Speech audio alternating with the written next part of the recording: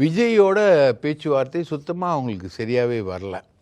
டோட்டலாகவே அவங்களுக்கு ஃபெயிலியரில் தான் அவங்க போயிட்டு. என்ன அப்படி என்ன பிரச்சனையாகுது விஜயோட? தொகுதிகள், துணை முதல்வர், இந்த விஷயங்கள் தான். விஜய் வந்து கம்ப்ளீட்டாக ஒரு பிஜேபியுடைய பை ப்ராடக்ட், ஆர்எஸ்எஸோட இயக்கத்தில் வரக்கூடிய ஒரு பொம்மைகளில் ஒன்று தான் அவர். ஆனால் அவருக்குன்னு ஒரு இண்டிவிஜுவாலிட்டி அவர் மெயின்டைன் பண்ணுறாரு.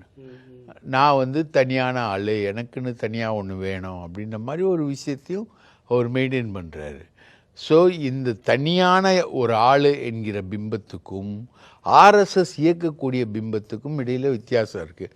இன்கம் டேக்ஸ் கேஸு, அமலாக்கத்துறை கேஸு, அவர் மேலே இருக்கக்கூடிய அந்த கணக்கு காட்டுறதில் இருக்க பிரச்சனைகளில் தான் அவர் அரசியலுக்கே வர்றார்.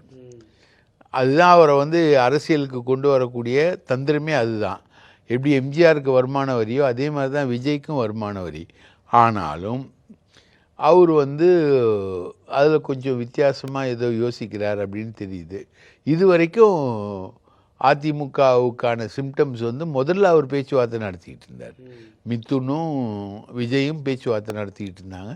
அதெல்லாம் ஒரு பெரிய அளவுக்கு பெரிய கட்டத்துக்கு அதெல்லாம் மூவ் ஆச்சு. ஆனால் எடப்பாடியுடைய மகனை பிடிச்சி மகனையும் சம்பந்தியும் அரெஸ்ட் பண்ணிவிடுவோம், தேவைப்பட்டால் உன்னையும் அரெஸ்ட் பண்ணுவோன்னு ஒரு பெரிய த்ரெட்டு வந்து அமித்ஷா கிட்டேருந்து வந்தவுடனே இவர் போய் சரண்டர் ஆனார். அந்த சரண்டர் ஆனது வந்து எல்லா விஷயத்தையும் தள்ளி போட்டுச்சு.